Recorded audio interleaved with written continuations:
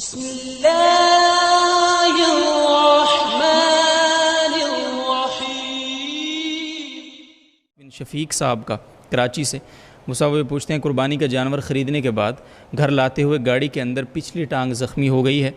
اب وہ صرف کھڑا ہونے کے قابل ہے، چل نہیں پا رہا، ایسے جانور کی قربانی کے متعلق کیا حکم ہے؟ اگر اس کی جگہ دوسرا جانور قربان کرنا ہو تو پہلے کو فروخت کر کے اس کی قیمت میں مزید رقم کا اضافہ کر کے دوسرا جانور خریدا جا سکتا ہے یا نہیں؟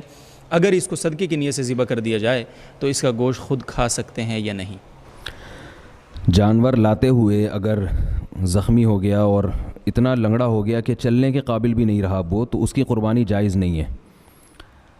لہذا اب اختیار ہے کہ آپ چاہیں اس کو بیچ دیں، چاہیں اس کا گوشت صدقہ کر دیں۔ اگر صدقہ کرتے ہیں تو خود بھی کھا سکتے ہیں، پورا جانور بھی خود کھا سکتے ہیں، آپ پورا جانور کسی کو کھلا بھی سکتے ہیں، جیسے چاہیں کریں آپ، سب جائز ہے۔ البتہ بیچنے کی صورت میں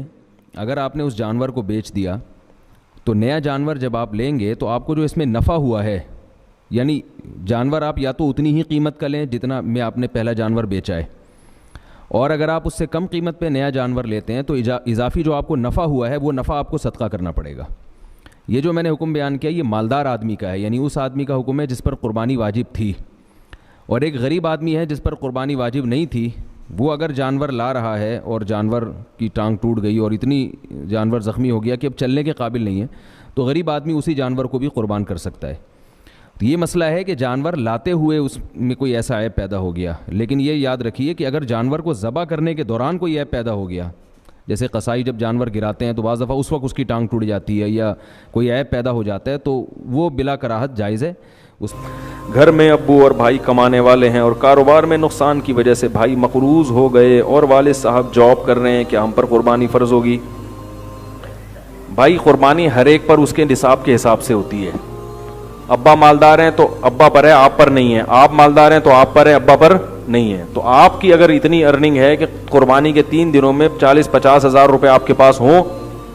اور آپ پر قرضہ بھی نہ ہو، گیس بجلی کا بل بھی نہ ہو، اور جو راشن ماہانہ آتا ہے، جیسے پہلی تاریخ کو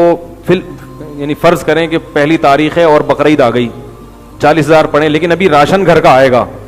تو بکرا لاؤ گے تو پھر راشن کون لے کر آئے گا؟ ٹھیک ہے نا؟ تو پھر وہ راشن کے پیسے بھی